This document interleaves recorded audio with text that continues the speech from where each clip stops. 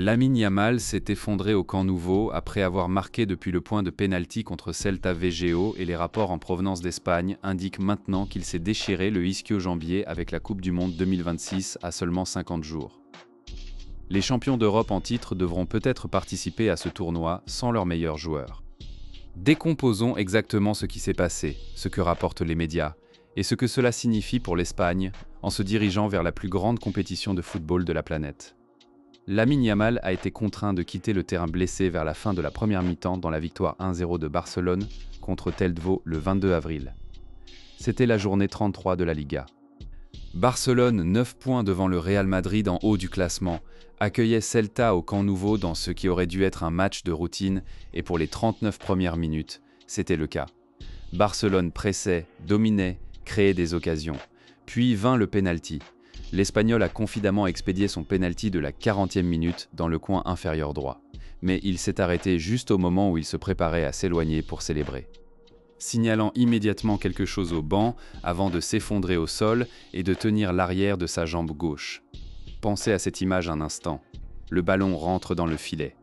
La foule rugit et le buteur, le meilleur jeune joueur de la planète, s'effondre sur le gazon, non pas en célébration, mais de douleur.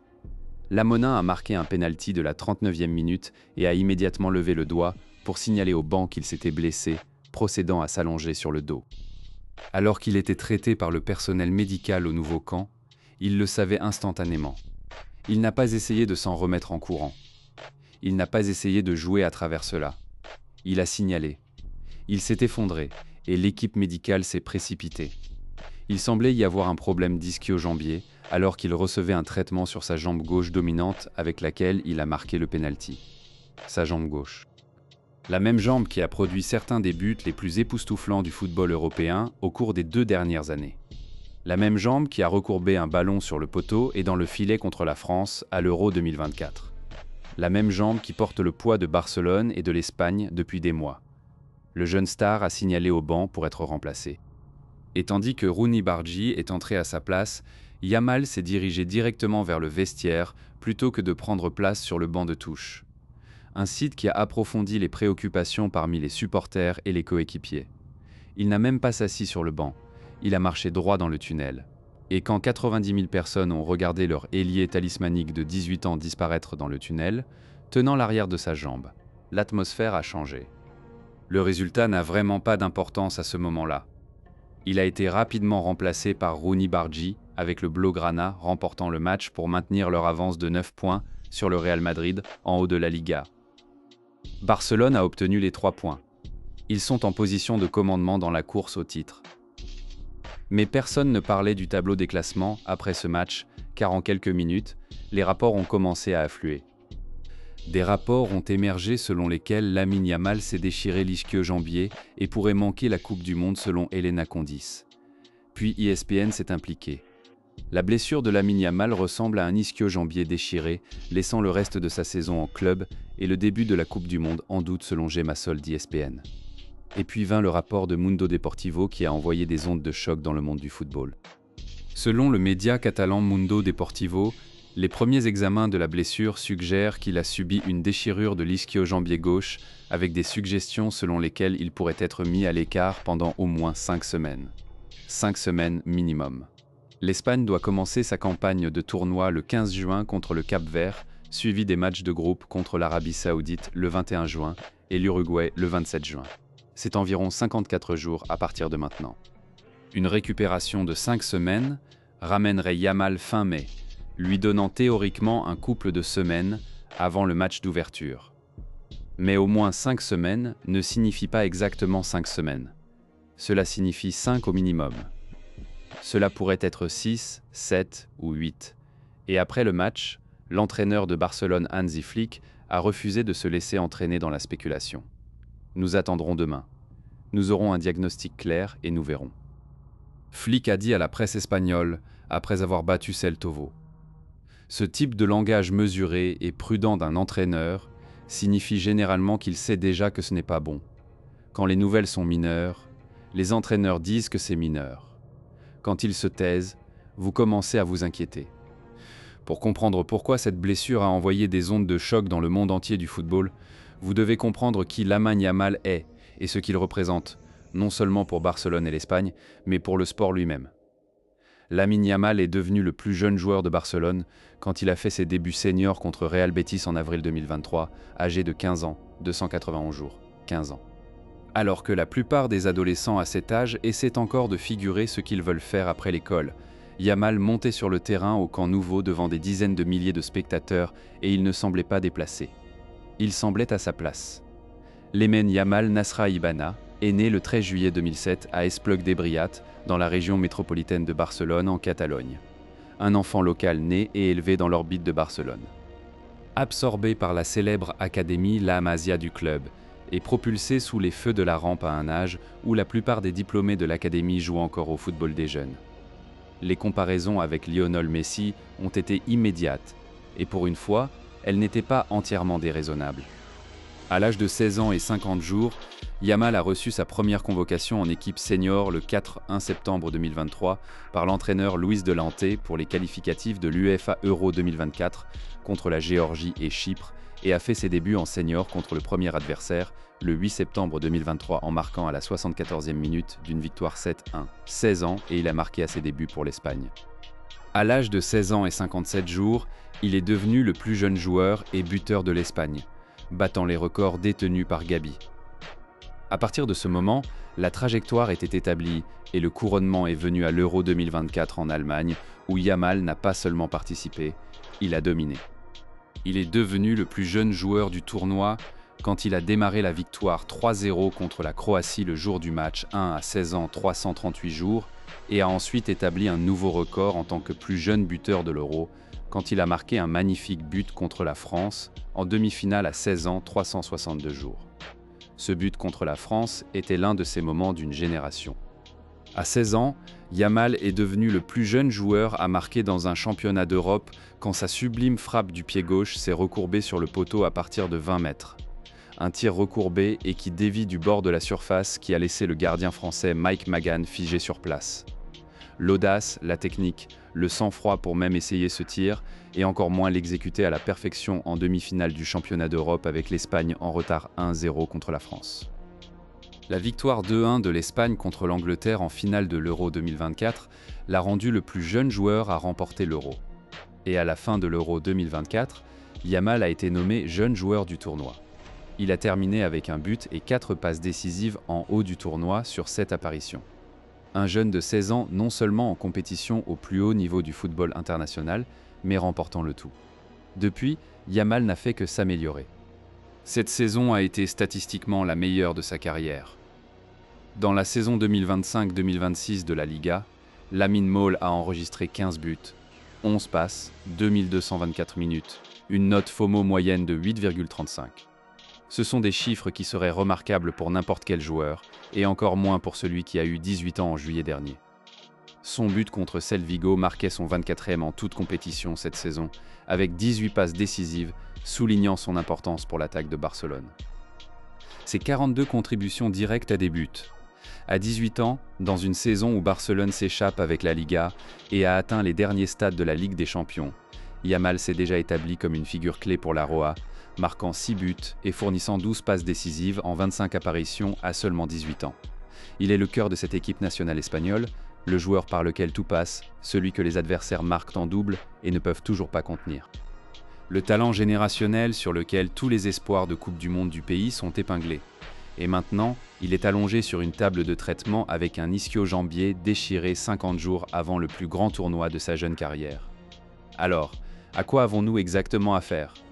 Parlons des blessures aux ischio-jambiers car la gravité ici est tout. La différence entre Yamal jouant à la Coupe du Monde et Yamal regardant de chez lui dépend de la note de cette déchirure. Une entorse ischio-jambière de grade 1 le verrait manquer une semaine ou deux avec des matchs contre Gaf et Osasuna à venir ensuite sur la liste des matchs de Barcelone.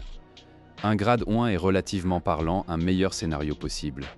Perturbations mineures des fibres musculaires, douleurs, raideurs, certaines pertes de force, mais rien qui nécessite une réadaptation prolongée.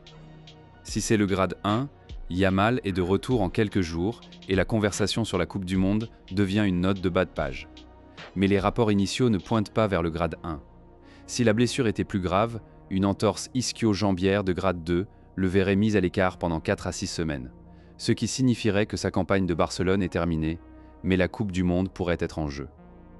Le grade 2 est une déchirure partielle des fibres musculaires. Des dommages plus importants, un temps de récupération plus long.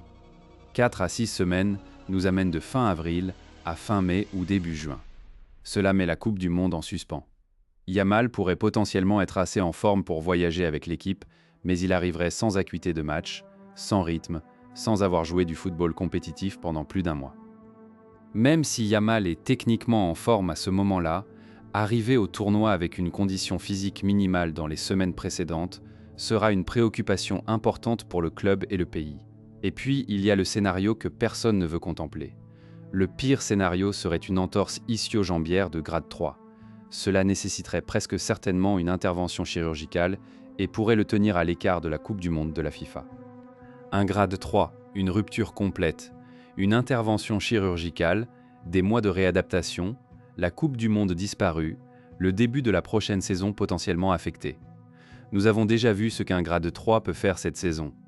Kevin De Bruyne a eu exactement ce scénario se produire plus tôt cette saison, se blessant en marquant un pénalty pour Naples contre l'Inter Milan fin octobre. Le joueur de 34 ans a subi une entorse de grade 3, nécessitant une intervention chirurgicale et le tenant à l'écart pendant plus de 4 mois, revenant début mars. Les parallèles sont étranges. De Bruyne s'est également blessé en tirant un pénalty. La pure force explosive requise pour frapper proprement un ballon depuis le point de pénalty peut dans certaines conditions être suffisante pour causer des dommages catastrophiques aux muscles ischio-jambiers. La jambe d'appui absorbe un énorme stress et la jambe de frappe génère une force rotationnelle violente. Quand le muscle n'est pas prêt, il se casse. Selon Mundo Deportivo, les examens initiaux suggèrent que Yamal a subi une déchirure de l'ischio-jambier gauche avec des suggestions selon lesquelles il pourrait être mis à l'écart pendant au moins 5 semaines. Cette chronologie minimale de 5 semaines est cohérente avec une déchirure de grade 2, possiblement un grade 2 à l'extrémité la plus grave du spectre. Ce n'est pas un grade 1. Le temps de récupération est trop long. Mais que cela s'intensifie ou non en territoire de grade 3 dépendra des résultats détaillés, des analyses que le département médical de Barcelone devrait publier. Yamal devrait subir une évaluation plus approfondie pour déterminer l'étendue des dommages. Jusqu'à ce que ces analyses soient terminées et que les résultats soient rendus publics, tout reste en suspens. Mais le fait qu'il ait marché droit dans le tunnel, le fait que les examens initiaux pointent vers une déchirure, le fait que tous les grands médias espagnols rapportent 5 semaines minimum, tout cela peint un tableau sombre. Une blessure à l'ischio-jambier de grade 3 s'accompagne d'un temps de récupération d'au moins 8 semaines, tandis qu'un grade 1 cicatriserait généralement en quelques semaines. 8 semaines à partir de maintenant nous amènent à la mi-juin. Le match d'ouverture de l'Espagne contre le Cap-Vert est le 15 juin. Si c'est un grade 3, Yamal ne participe pas, point. Et même si c'est un grade 2 fort, la chronologie devient extrêmement serrée. Voici la partie qui entra Barcelone, l'Espagne et tous autour de Lamine Yamal. Les signes d'avertissement étaient là. Les gens voyaient cela venir, et pas dans un sens vague et abstrait. Des individus spécifiquement nommés ont publiquement averti que exactement ce scénario pourrait se dérouler. La légende néerlandaise Ruud Gullit a lancé un avertissement sévère à Barcelone et l'Espagne concernant les exigences physiques imposées à la sensation adolescente, Lamine Yamal. Le gagnant du Ballon d'Or a exprimé sa profonde préoccupation que le jeune de 18 ans est surutilisé au niveau du club et de l'international. C'était il y a quelques jours, pas des mois, quelques jours. Gullit n'a pas mâché ses paroles. Il a parlé aux héritiers à Madrid en tant que membre de l'Académie Loris et il l'a expliqué clairement. Ce n'est pas normal. La seule chose est que l'équipe dépend beaucoup de lui et c'est un très jeune joueur. Je suis vraiment inquiet qu'il se blesse parce qu'il l'utilise tout le temps, a dit Gullit. Et puis il a pointé les précédents déjà assis au vestiaire de Barcelone. Et ils disent oui, mais il est jeune, mais tu l'as vu avec Pedri, avec Gabi. Ils doivent jouer à la Coupe du Monde. Puis tu vas jouer à la Coupe du Monde avec les jeunes et puis tu te blesses et revenir d'une blessure est difficile. J'espère que cela ne se reproduira pas. Pedri Gabi, 2 milieux de terrain de Barcelone à qui d'énormes charges de travail ont été données à un âge terriblement jeune.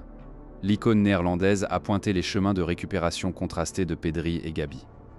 comme un compte d'avertissement pour la hiérarchie de Barcelone concernant leur gestion de l'élite des jeunes. Alors que Pedri a réussi à maintenir ses niveaux de performance malgré des problèmes musculaires récurrents, les progrès de Gavi ont été considérablement entravés par une grave blessure au genou. Le corps de Pedri a été un champ de bataille récurrent de problèmes musculaires pendant des années maintenant. Gavi a déchiré son ACL et a perdu la meilleure partie d'une année. Tous les deux ont été utilisés impitoyablement comme adolescents, navettant entre le club et le pays sans adéquate période de repos, et leurs corps ont finalement dit assez. Gullit a arguté que la production extraordinaire de Yamal, à seulement 18 ans, est devenue dangereusement normalisée dans le monde du football. L'international espagnol a déjà disputé 44 fois toutes compétitions confondues cette saison, contribuant avec un total stupéfiant de 23 buts et 18 passes décisives pour les géants de la Catalogne. 44 matchs, l'Espagnol s'est avéré être le joueur le plus utilisé du Blaugrana cette saison, accumulant 3657 minutes. C'est une charge de travail colossale pour un corps de 18 ans. Les muscles, les tendons et les ligaments à cet âge se développent toujours, se maturent toujours, s'adaptent toujours au stress physique du sport professionnel. Les charger des minutes qu'un athlète entièrement développé de 28 ans recevrait est un pari. Et ce soir, le pari n'a pas payé. La préoccupation n'était pas limitée à Gullit. Il y a des préoccupations croissantes que Yamal pourrait être à risque d'épuisement. Yamal devrait à nouveau être attendu pour faire l'impossible si nécessaire. Mais il y a des préoccupations concernant le pur volume de minutes qu'il accumule. Malgré n'avoir tourné que 18 ans en juillet passé, ESPN a signalé le problème des minutes dans leur classement de puissance de la Coupe du Monde. Plus tôt dans la saison, Yamal a éprouvé des problèmes liés à l'aine qui l'ont forcé à manquer plusieurs matchs.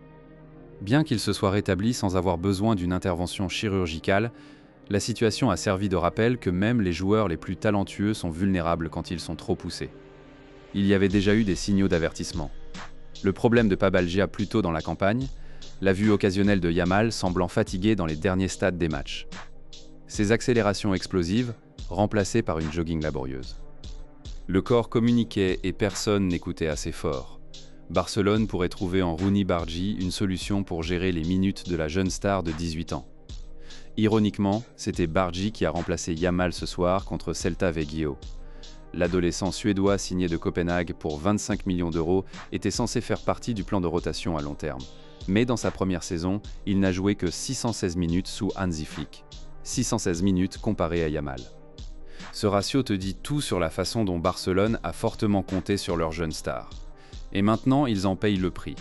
Alors où cela laisse-t-il la Coupe du Monde 2026 ? L'Espagne à plus 456 sont les favoris des paris. Yamal et Pedri sont les buteurs et les milieux de terrain. Rodri et Martin Zubendi font tout fonctionner. Les Espagnols sont l'une des équipes les plus douées techniquement du monde. C'est l'équipe la mieux classée au monde et champion d'Europe en titre et le favori compréhensible. Mais ce statut a été construit fondamentalement sur l'hypothèse que l'M Yamal serait disponible et en forme. Si la blessure est de la variété plus grave, il serait peu probable qu'il participe à la Coupe du Monde, ce qui serait un coup extrêmement significatif pour les chances de l'Espagne de faire une course profonde dans la compétition. En tant que favoris actuels pour remporter le trophée, le statut de Lemine au tournoi sera observé dans le monde entier et une absence potentielle pourrait apporter un changement de dynamique sismique dans la perception de la façon dont le tournoi pourrait se dérouler. Ce n'est pas seulement à propos de l'Espagne, cela réorganise entièrement le jeu. France, Angleterre, Brésil, Argentine, Allemagne, chaque sérieux prétendant voit ses codes changer si Yamal est absent. L'équilibre des pouvoirs du football international en ce moment passe par l'ischio-jambier gauche d'un jeune de 18 ans. L'Espagne se retrouve dans un groupe compétitif H aux côtés de l'Uruguay, de l'Arabie Saoudite et du Cap-Vert.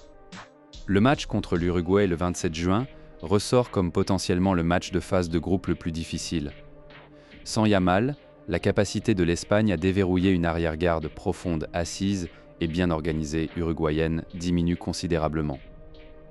Sa capacité à dépasser les défenseurs pour créer quelque chose de rien pour produire un moment de génie individuel qui est irremplaçable. Tu peux avoir Nico Williams sur l'autre aile. Vous pouvez avoir Pedri alimentant des passes dans des zones dangereuses, mais sans Yamal s'étendant sur la défense sur le flanc droit, l'architecture d'attaque entière de cette équipe d'Espagne change. L'horaire de juin de l'Espagne comprend 2 matchs amicaux de préparation contre l'Irak le 4 et le Pérou le 8, avant que l'Arroa n'ouvre sa campagne de Coupe du Monde 2026 en groupe H lundi 15 juin contre le Cap-Vert. Ces matchs amicaux étaient censés être la mise au point finale de Yamal avant le vrai truc. Maintenant, il pourrait potentiellement être son premier match compétitif depuis avril, s'il est en forme du tout. Et il y a un contexte plus large et plus dévastateur ici. Plus tôt le même jour, il avait été annoncé que le jeune du Chelsea Estvaux avait subi une grave blessure à l'ischio-jambier, prétendument une déchirure presque complète, qui a considérablement mis en doute ses propres espoirs de Coupe du Monde.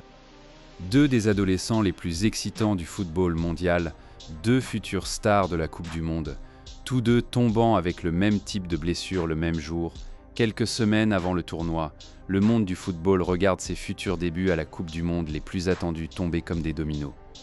Le FC Porto a publié une déclaration révélant que Samu Agao a subi une entorse du genou droit ainsi qu'une blessure du ligament croisé antérieur, avec une chronologie de récupération censée dépasser 6 mois. Sa participation à la Coupe du Monde 2026 a effectivement été exclue.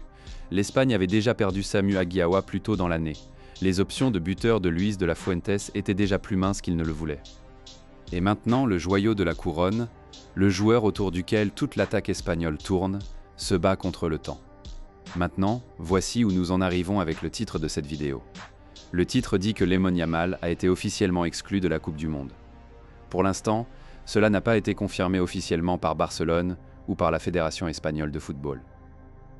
Après le match, la rapporteure en bordure de terrain d'ESPN FC Gemma Rodriguez a déclaré que bien que le club n'ait pas publié d'informations officielles, elle a pu confirmer que c'était effectivement une blessure à l'ischio-jambier avec laquelle l'âme avait affaire. Ce que nous avons, ce sont des rapports provenant de plusieurs médias espagnols crédibles. Elena Condis, Mundo Deportivo, Gemma Soher d'ESPN, tous pointant vers un ischio-jambier déchiré. Tous pointant vers 5+ semaines, tous indiquant que la Coupe du Monde est en grand danger. Alors qu'une chronologie de 5 semaines serait suffisante pour que Yamal soit en forme pour le match d'ouverture de la Coupe du Monde de l'Espagne contre le Cap-Vert le 15 juin.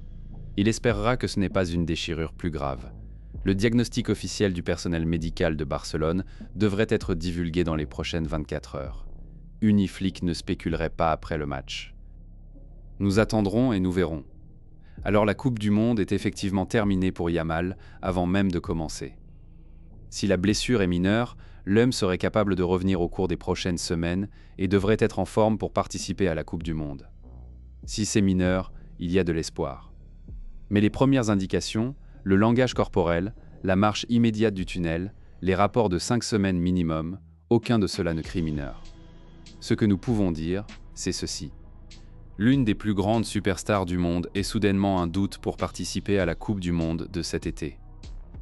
Alors que le jeune Lamine Yamal de 18 ans a subi une blessure qui pourrait le tenir à l'écart pendant un certain temps. L'Espagne, Barcelone et chaque fan de football qui attendait de voir le talent jeune le plus excitant de la planète. Illuminer la Coupe du Monde. Ils retiennent tous leur souffle ce soir, et les prochains résultats des analyses pourraient briser beaucoup de cœurs. L'entraîneur de l'équipe nationale espagnole, Luis de la Fuente, et les fans de l'Arroa vont retenir leur souffle collectif. Pendant que les tests sont menés sur la blessure de Lamine Yamal, la Coupe du Monde 2026 a peut-être déjà perdu sa plus grande star avant qu'un seul ballon ne soit mis en jeu.